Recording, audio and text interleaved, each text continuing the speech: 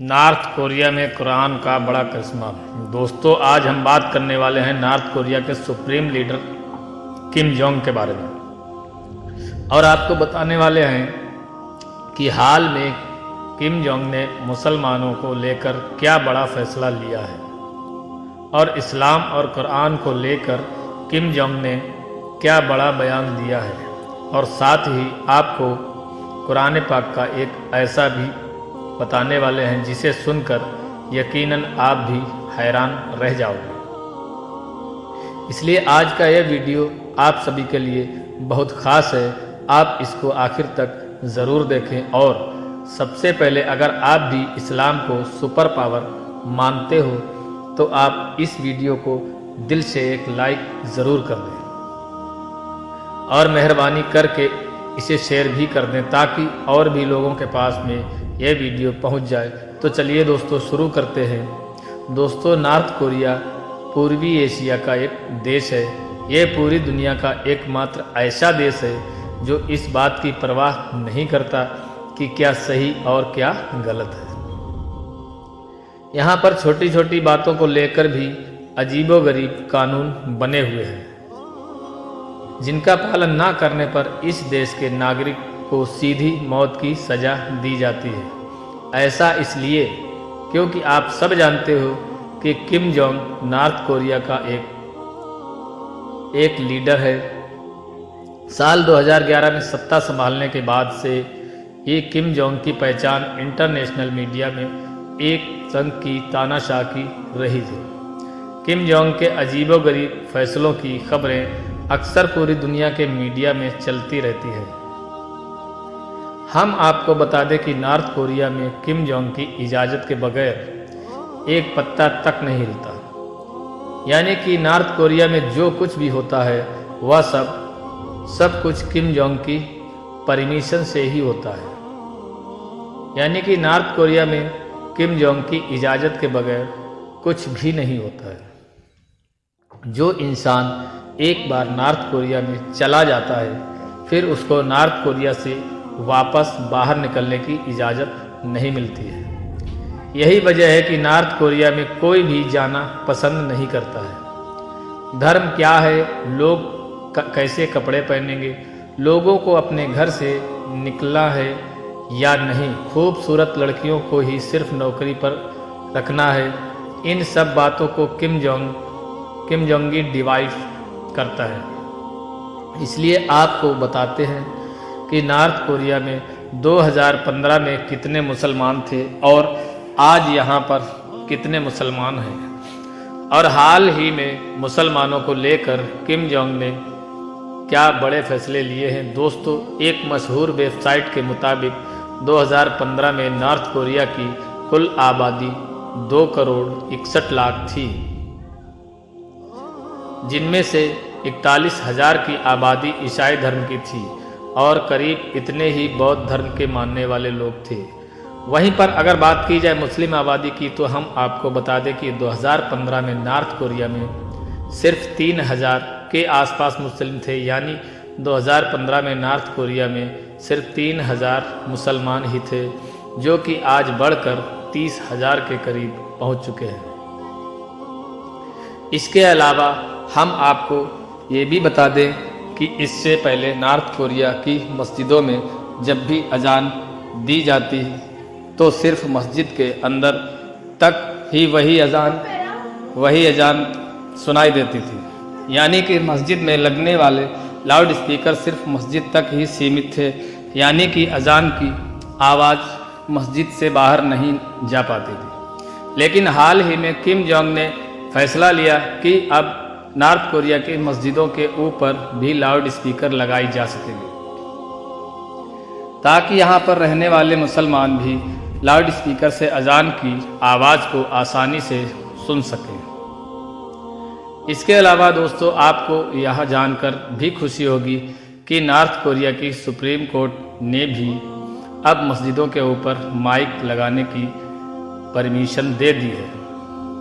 अब north Korea में रहने वाले मुस्लिम भी अजान की आवाज़ को सुन सकेंगे और अजान की आवाज़ सुनकर वह मस्जिदों में नमाज पढ़ने के लिए जा सकेंगे। अब आप सोच रहे होंगे कि नॉर्थ कोरिया में अचानक से इतना बदलाव कैसे आ गया। किम जोंग अचानक मुसलमानों के बारे में सोचने कैसे लग गया। तो हम आपको बता दें कि इसके पीछे एक कहानी है।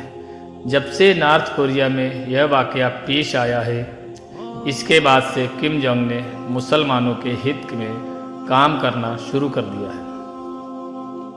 और वह वाक़या यह है कि एक बार नॉर्थ कोरिया में एक अजीबोगरीब मसला उलझ गया था। फिर आप देखें कि उस मुश्किल मसले को कुरान पाक की एक आयत ने किस तरह से चुटकी में सुलझा दिया, यानी कि उस मसले का हल कर दिया जिसे देखकर सिर्फ डॉक्टर नहीं बल्कि यहाँ पर खड़े तमाम लोगों ने वहीं पर खड़े खड़े इस्लाम कबूल कर लिया। और यही नहीं, फिर जब इस बात के बारे में किम जोंग को पता चला तो वह भी हैरान और परेशान रह गया और अल्लाह की ज़ात को मानने पर मजबूर हो गया। दोस्तों, दरअसल हुआ यह था कि नॉर्थ कोरिया के एक हॉस्पिटल में 2 डिलीवरी केस एक साथ हो गई, जिनमें से एक औरत को लड़का पैदा हुआ और दूसरी औरत को लड़की पैदा हुई। अब उस हॉस्पिटल का निज़ाम यह था, यानी कि उस हॉस्पिटल का सिस्टम यह था कि बच्चे की पैदाइश के बाद बच्चे की कलाई पर उसकी माँ के नाम का एक टैग लगा दिया, यानी उसकी माँ के नाम का एक स्टिकर लगा दिया जाता था। लेकिन उस रोज़ हुआ यह कि जो नर्स वहाँ पर काम कर रही थी वह जल्दबाजी में थी, इसलिए वह उन बच्चों की कलाई पर टैग लगाना भूल गई, यानी कि स्टिकर लगाना भूल गई। इस वजह से वो दोनों बच्चे आपस में मिक्स हो गए।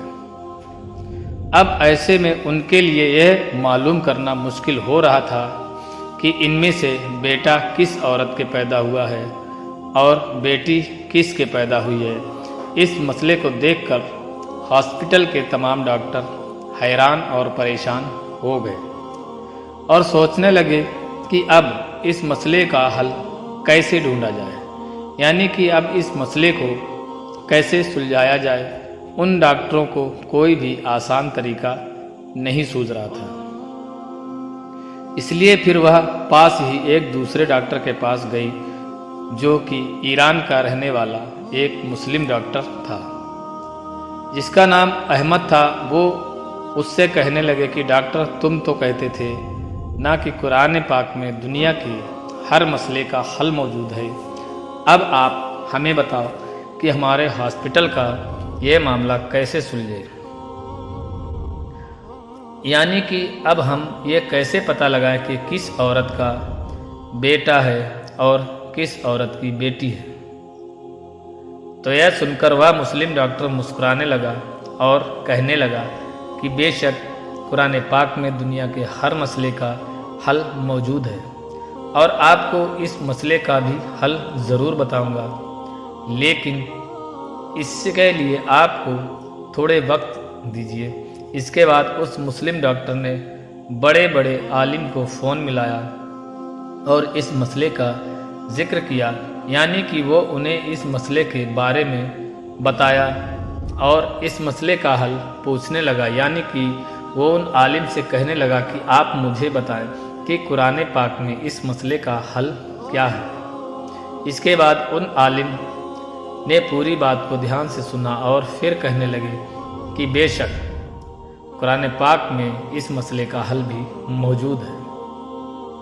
उन्होंने बताया कि कुरान पाक की सूरह यूनुस की एक आयत है जिस पर गौर करने पर इस मसले का हल मिल सकता है, और उस आयत का तर्जुमा यह है कि एक मर्द की हिस्सेदारी 2 औरतों के बराबर होती है, यानी कि लड़के की माँ का दूध लड़की की माँ के दूध से 2 गुना होता है। इसके बाद उन आलिम ने हज़रत अली रज़ी अल्लाह तआला अन्हु के दौर का एक वाक़या भी बयान फरमाया, जो कि नजल मजलिस जिल्द नंबर 2 और सफ़ा नंबर 355 में मौजूद है। उन आलिम ने बताया कि एक मर्तबा हज़रत अली के दौर में भी 2 औरतों ने एक साथ 2 बच्चे जने। रात काफ़ी अंधेरी थी। उनमें से एक औरत को लड़का पैदा हुआ था तो एक औरत को लड़की पैदा हुई थी। अंधेरा होने की वजह से उनको ये मालूम नहीं चल सका कि कौन सा बच्चा किस औरत का है, यानी कि बेटा किस औरत के पैदा हुआ है और बेटी किस औरत के पैदा हुई है। इस वजह से फिर उन दोनों औरतों में झगड़ा होने लगा। वह दोनों औरतें कहने लगी कि बेटा उसके पैदा हुआ है। इस वजह से फिर ये मसला बहुत ज़्यादा उलझ गया था। इसके बाद उन दोनों औरतों को हज़रत अली रज़ी अल्लाह तआला अन्हु की बारगाह में पेश किया गया।